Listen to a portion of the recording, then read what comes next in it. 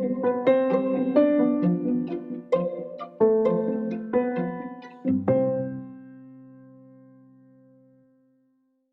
a tutti e bentornati ad un nuovo episodio del podcast.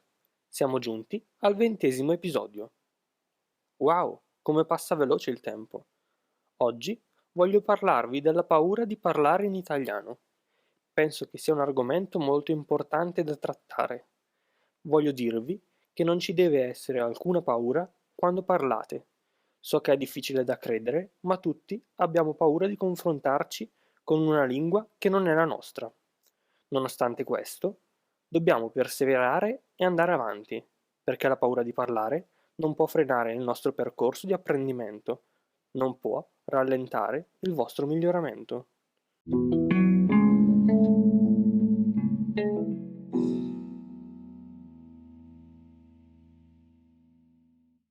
Cerchiamo di analizzare insieme questo sentimento di paura. Che cos'è la paura di parlare? In realtà, la paura di parlare è la paura di commettere errori, è la paura di essere giudicati, magari dai parlanti nativi. Queste due, ad esempio, sono le due principali preoccupazioni che ho vissuto e che vivo ancora adesso, quando parlo l'inglese. C'è una piccola parte di me che ha paura di parlare inglese, perché appunto ha paura di essere giudicato. Ho paura di dire qualcosa di sbagliato. Ho paura che chi mi ascolta non capisca, ma sono tutte paure irrazionali. Arrivati ad un certo punto dell'apprendimento, andando avanti studiando e confrontandomi con altre persone, ho capito che l'unico modo per eliminare la paura di parlare è proprio quella di parlare.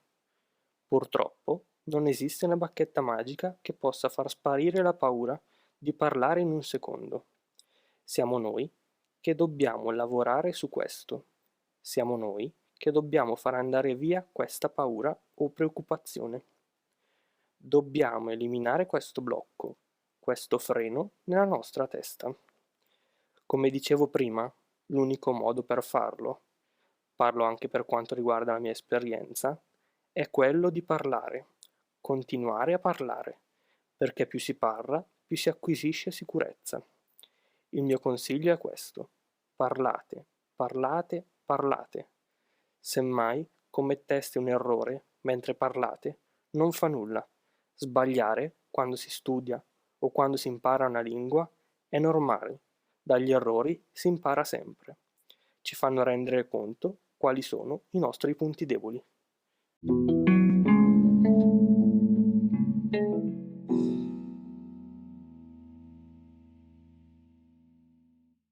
Ci sono delle cose che possiamo fare per sentirci più a nostro agio quando parliamo l'italiano o la lingua straniera che stiamo studiando. Ecco alcuni esempi efficaci. Primo consiglio: provate a parlare ad alta voce, in italiano o nella lingua che state studiando. Magari in un momento in cui siete da soli a casa, o in un momento in cui studiate, in un momento di tranquillità. Provate a parlare ad alta voce, con voi stessi. Sembrerà stupido, ma in realtà non lo è.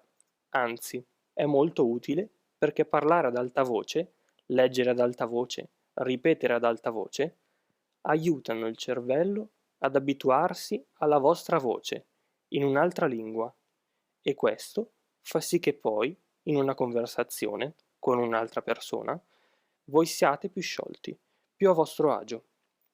Questo vi posso dire che funziona. Io l'ho sempre fatto. Lo faccio tuttora alcune volte. Parlo da solo, in inglese o in francese, e devo dire che aiuta. Provateci, vedrete subito se per voi funziona oppure no. Di conseguenza, poi deciderete.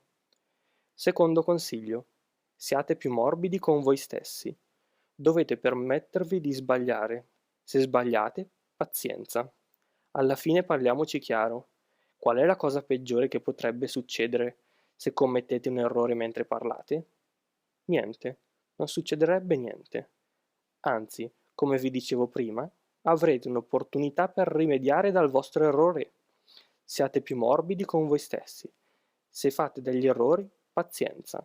La cosa importante è riflettere sull'errore commesso. Terzo consiglio.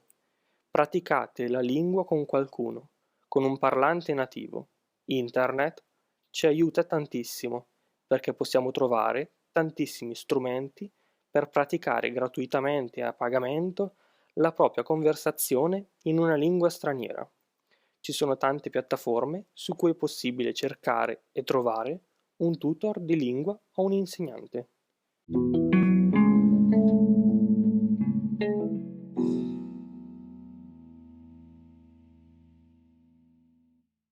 Penso di aver detto tutto più o meno. Vorrei sapere da voi se avete un po' di paura a parlare o se in qualche modo l'avete superata. Sarei molto curioso di sapere qual è il vostro punto di vista riguardo questa tematica. Come sempre, vi ricordo che potete lasciarmi una nota audio qui su Anchor o mandatemi un messaggio su HelloTalk. Tutti i link li trovate in descrizione. Io vi ringrazio per avermi ascoltato anche oggi, ci sentiamo nel prossimo episodio.